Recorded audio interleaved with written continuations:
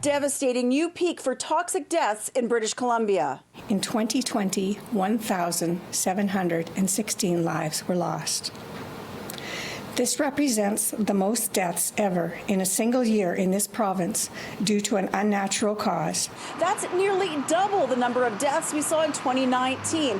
Again, increasing calls for the province to implement past recommendations. Those include safe supply, combating stigma, and regulated, readily available treatment. We don't know still to this day in British Columbia how many people have accessed treatment or recovery services, whether they've been successful, what is the definition of success? None of that exists. So some really basic, fundamental, what services are available, what services would be ideal, where's the gap, and how do we fix that? The province says some of this work has been done. My predecessor, Minister Judy Darcy, did work and move to regulate treatment and recovery facilities.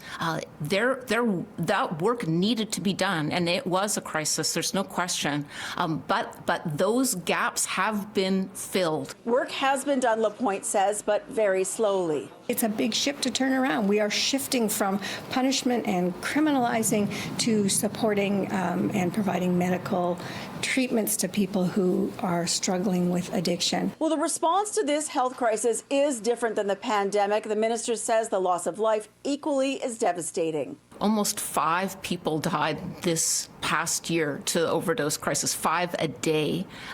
These are our family members, our co-workers, our teammates, and we are working to save those lives with frontline organizations and with health authorities in every section of the province. While this work continues, Lapointe imploring people to use safely. Using alone is terribly dangerous.